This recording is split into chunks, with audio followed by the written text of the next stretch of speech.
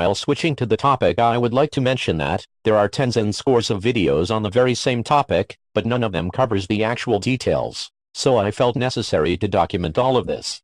As all of us know that JF-17 is a joint venture between Pakistan and China, and it was developed to replace the existing F-7s and Mirages of Pakistan Air Force. After development of Block 1, PAF presented Block 2 with minor changes, and later upgraded earlier produced Block 1 to the same standards. JF-17 Thunder Block 2 could be easily categorized in fourth-generation platforms, after integration of mid-air refueling and electronic warfare as well as targeting systems. But Block 3 was expected to bring something big for nation, and now, today we are going to burst that long-standing bubble. So let's start from design. JF-17 Thunder Block 3's airframe will be made of composite materials, and will have semi-stealth capabilities, just like any other fourth-plus-generation aircraft. This airframe will incorporate up to 10 hardpoints, including dedicated stations for electronic warfare suits and targeting systems. Although PAF was pretty confident about conformal fuel tanks at JF-17, but due to the complexity of design, they dumped this feature in early stage of development. Things just don't stand here. Our sources also confirmed us the presence of digital quadruple fly-by-wire flight control systems in Block 3. There are also news about integration of next-generation self-defense systems. Those include not only soft solutions, but also more advanced chaff and flare dispensers will be added. All in all, Block 3 will be an entirely redesigned aircraft.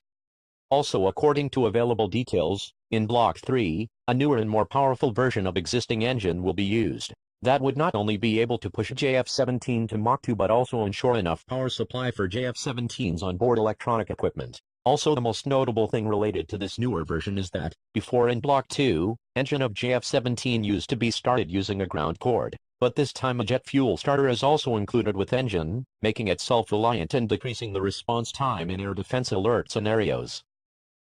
Now let's talk about most important upgrade that most people were waiting for. Yes, JF-17 is now finally going to have an AESA radar, though no much details are available in this regard. But most likely it will be of Chinese origin, having a good number of transmission modules, along better peak power and greater range, as well as will be capable of executing radar-based jamming operations. Other sensors include missile approach warning receivers or MWAS that will help pilot in taking timely decisions. Also, when JF-17 Block 2 has been recently spotted with dual racks for air-to-air missiles, there is a possibility of newer long-range missiles with JF-17 Block 3.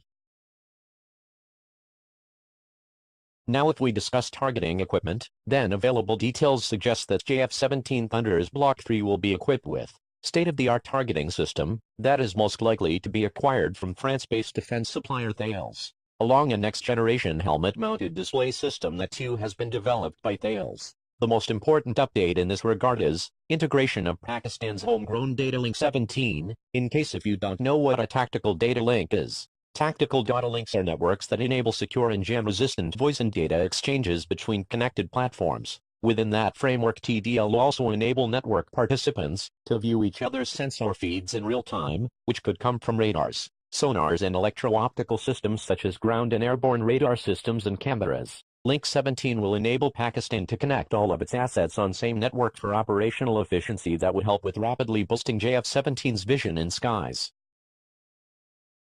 PAF is planning to induct at least 28 single-seated versions of JF-17 Thunder's Block 3, while 22 dual-seated versions are planned. There is a higher possibility for this number to increase, as this program is being seen as a regional game-changer in Air Force circles that can put country on track of self-dependency. In the end, please do not forget to subscribe our channel. We frequently post interesting stuff. Also, if you have any query, feel